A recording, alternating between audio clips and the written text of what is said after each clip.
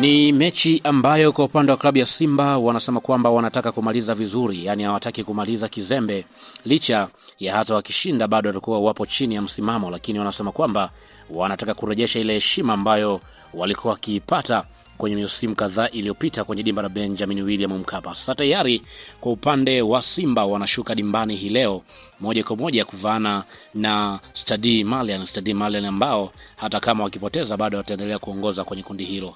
Sasa tayari nina kikosi hapa kwa upande wa klabu ya Simba. Mwalimu Steve Barker namna ambavyo amekuja kwenye mchezo huu, Azim kwa upande wake anaamini kwamba matokeo yanaweza kama mazuri kwa upande wake.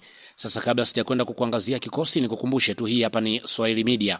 Kama bado hujaweza kusubscribe, basi nikuombe subscribe ili tuwe pamoja siku zote. Mimi naitwa Chicharito. Karibu tuweze kuangazia kikosi kwa upande wa klabu ya Simba.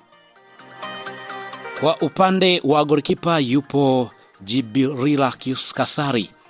Tunafahamu alimaarufu Mamadou Tanji, hilo ndio jina rasmi kwa upande wake. Leo moja kwa moja anakwenda pia tena kushikilia ile milongoti mitatu kwa upande wa klabu ya Simba. Kwa upande wa Djibril Kasari tunafahamu ni golikipa mwenye ubora wa hali ya juu. Kwa upande wa mwalimu atakuwa akihitaji timu kucheza kwenye utulivu zaidi, hasa kwenye mechi ngumu hizi ambazo kwa upande wao wanaamini kwamba hawana cha kupoteza, hivyo inabidi kuwa na ustaarabu wa kutulia zaidi. Ndivyo ambavyo mwalimu anahitaji zaidi. Lakini pia kwenye upande wa beki ya pembeni kulia yupo David Kameta Duchu.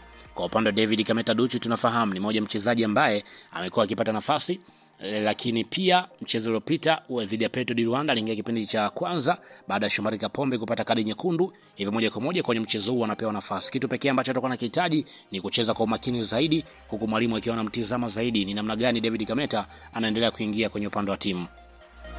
Lakini pia kwenye upande wa beki ya pembeni kushoto yupo Nixon Kibabage. Mchezo uliopita alianzia bench, lakini kwenye mchezo huu hapa ninazungumzia ule mchezo wa kimataifa.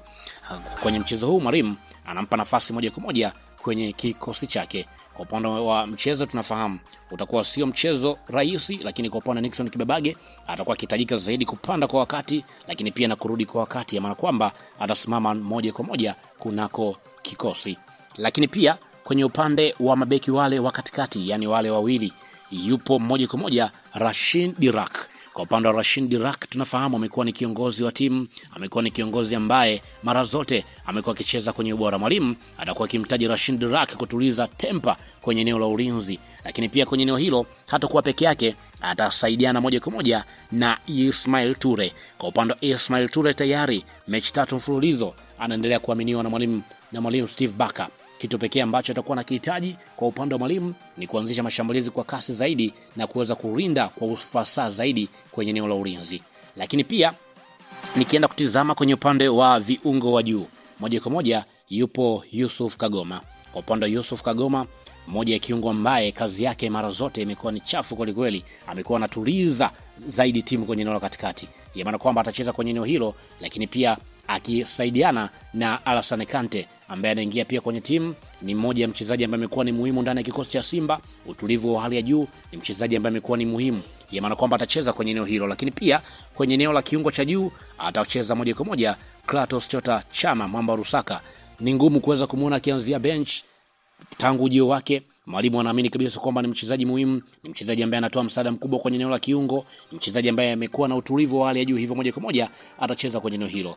Lakini pia Labase Gueye naye moja kwa moja atacheza kwenye eneo la winga pembeni kulia. Kwa upande wa Labase Gueye tunafahamu moja mchezaji ambaye amekuwa ni muhimili mkubwa ndani ya timu, moja mchezaji ambaye kwa upande wa mwalimu anaamini kwamba kuna kitu ambacho anakitoa, kuna kitu hasa ambacho amekiongeza ndani ya timu, hasa kwenye eneo hilo la pembeni. Lakini pia kwenye eneo la kushoto atacheza Anseti Oura. Tangu ameingia ndani ya timu unaona kabisa kwamba kuna kitu ambacho amekuwa anakifanya, amekuwa anatoa msaada mkubwa zaidi kwa upande wa klabu ya Simba na utulivu wa hali ya juu kwenye eneo la wing hiyo. Lakini pia kwenye eneo la kushambulia moja kwa moja kwa sasa anakwenda kuaminiwa Selemani Mwalimu. Baada ya kufunga kwenye mchezo uliopita, hatimaye pia mchezo mwingine huu anapata nafasi ya kwanza kwenye kikosi cha